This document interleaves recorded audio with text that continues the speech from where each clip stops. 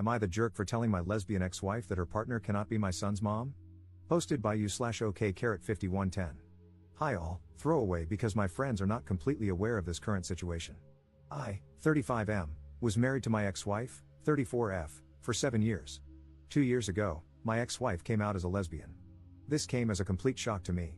She and her partner, who were co-workers, had been having an affair since she joined the company a year before our divorce. We have a son together, 8M.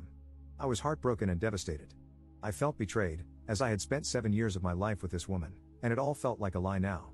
When I confronted her, she told me that she had to live her truth and that she tried to suppress her identity because she didn't come to terms with it until she met her partner. When I asked whether she loved me, she told me that while she loves me, it's different from how she loves her new partner. This broke my heart even further. The divorce was quick as she did not want anything from me, and we agreed to a 50-50 split of custody. I decided to go no contact with her and handled the custody transfer process through my sister, 27F, whom I moved in with after the divorce. I sold the house, and we mutually agreed that the excess money from the sale would go into a college fund for our son. I could not bear to stay in that house anymore, as it kept reminding me of her betrayal. For context, she introduced her partner as her work friend, and I believed her. I had no reason to suspect anything, and they had several girls' nights, which I now figure were probably cover for the affair. For 6 months, I was in a depressive state because I didn't know where I went wrong.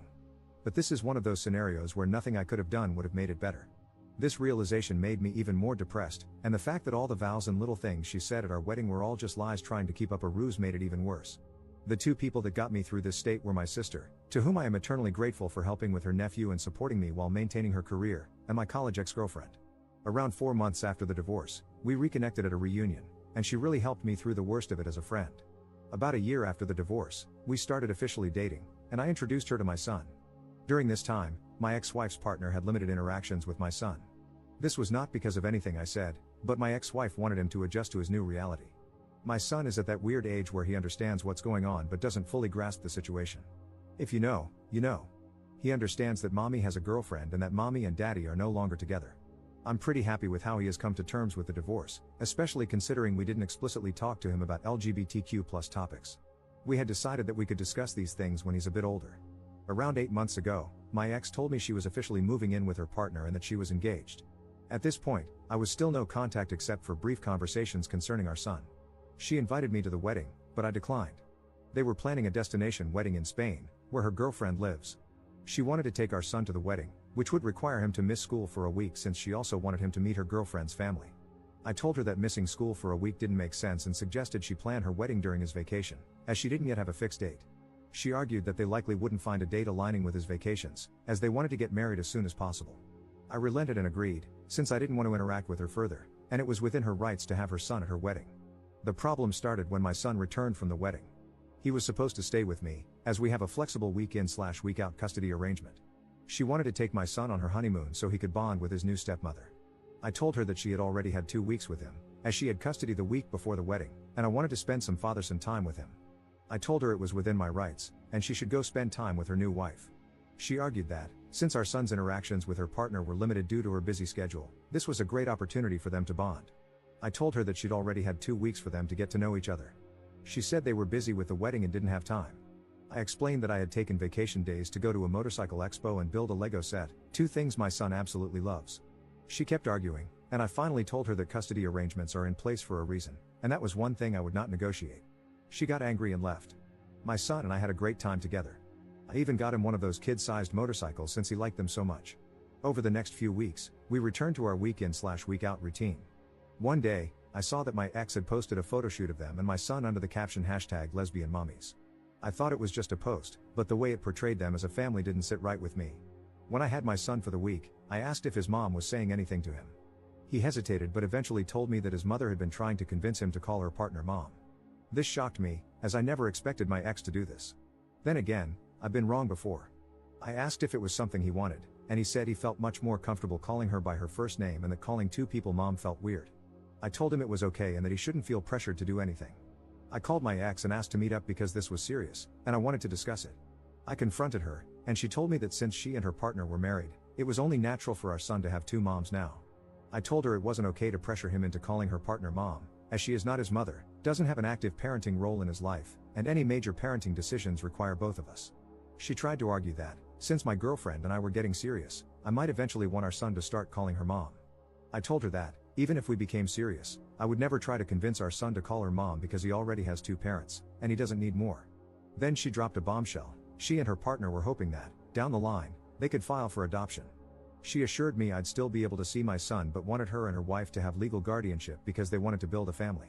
I told her absolutely not, and that our partners have no say in our son's life. She accused me of being homophobic for denying her the right to a complete family. I told her that her life choices are hers, but our son's life is something we decide together.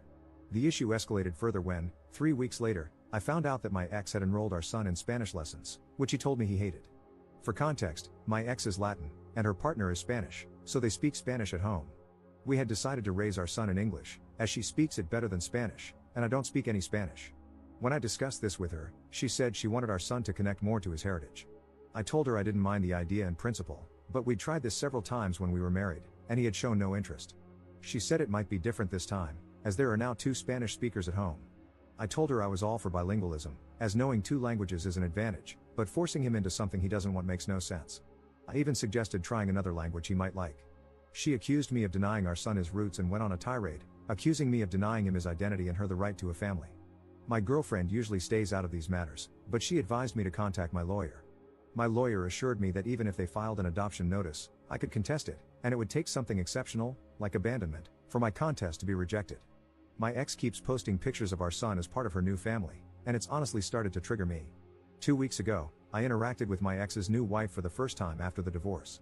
She contacted me to meet up and told me that my ex had finally started to recover from the trauma of coming out and building a new life. She accused me of being emotionless and uncaring during the divorce, guilt-tripping my ex into agreeing to 50-50 custody, and standing in the way of their happiness. She also told me I should agree to the adoption in a few years, as they've always wanted a family, and I would still remain my son's dad and could visit him. I told her I didn't care about her emotional state during the divorce and that my custody demands were fair by any rational standard. I told her if they wanted a perfect family image, they should have a child of their own with no connection to me. I feel like all this has started to affect my son more than anything. He's a lot less happy than he was a few months ago, as we had started to adjust to this new reality. For context, since I know this is going to come up, the emotional trauma my ex faced stemmed from her family effectively disowning her after she came out. Her parents don't talk to her anymore. My son, however, has plenty of interaction with his maternal grandparents when he's with me. My ex-wife and her partner make significantly more money than I do. However, my ex-wife earns less than me, but her partner has a senior position and more stability. This was also an argument my ex-wife used regarding adoption, saying they could send our son to private school and provide a better life. The recent elections may have caused some of this urgency, as they worry they might lose adoption rights soon. However, they don't want to adopt him now, but in a few years, so I doubt this is the reason. Update 1 day later. Hi all. It's been crazy seeing everyone's reactions to the situation, and I wanted to share a quick update with you all. First of all, I'd like to clarify that my son and I have been going to therapy since the divorce. He was doing quite well until the whole mom saga happened. My in-laws disowned her after she came out. They were not even aware of the affair when she came out to them. They still spend time with my grandson under the condition that they don't badmouth my ex and don't preach their views to him. They agreed and said that they valued a relationship with their grandson over any political views they might hold. I have been a part of every interaction they have had with him because I was worried they might say something inappropriate. Thankfully, this has not been the case. Her extended family has told me that they have all cut her off as well, some for the affair and some for her being gay. Our mutual friends also cut her off because of the affair. All our mutual friends were my work buddies and their spouses/partners. I did not ask them to do anything, they came to the decision on their own. I was actually glad when she told me she had made a friend on her own, as she used to complain about not liking her colleagues. We all know how that turned out. I'm pretty sure they're not planning to skip the country. I have all my son's documents, and we decided this during the divorce because she was still figuring out where to go. Since I was moving in with my sister, the chances of them getting misplaced were low. I have also not received any demands for the documents, and she returned the passport to me when we came back. The whole adoption thing probably stems from the fact that my son has a very close relationship with his mother. The only times he has really complained to me are when she asked him to call her partner mom and when she made him take Spanish classes he didn't want. We did everything for him equally during our marriage, but I had to travel out of state to my parents frequently during COVID because they were sick with pre-existing conditions and couldn't take care of themselves. My sister was on an assignment abroad at that time. My sister also agreed with this. Please let me know your thoughts. I listened to people and contacted my lawyer, who is also my friend, this morning.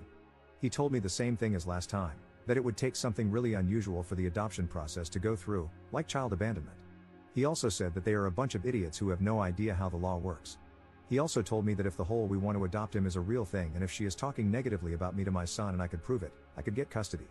This has not been the case, as I've not heard my son say that his mom says bad things about me. This brought me a sigh of relief. I plan to contact my ex today with the following conditions. We both install parenting apps and document all interactions. No more mention to me or my son regarding adoption or calling her partner mom. No more posting images of my son as part of their perfect queer family, because, frankly, I don't want my son's photos on the internet when he is so young. He can decide what he wants when he is older. I plan to talk to my ex in a couple of hours.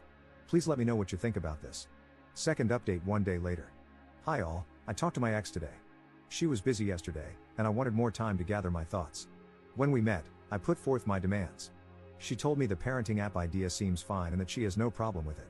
She got sad when I told her to drop the idea of adoption and calling her partner mom, as it's just not going to happen. She explained that her family had pressured her to settle down.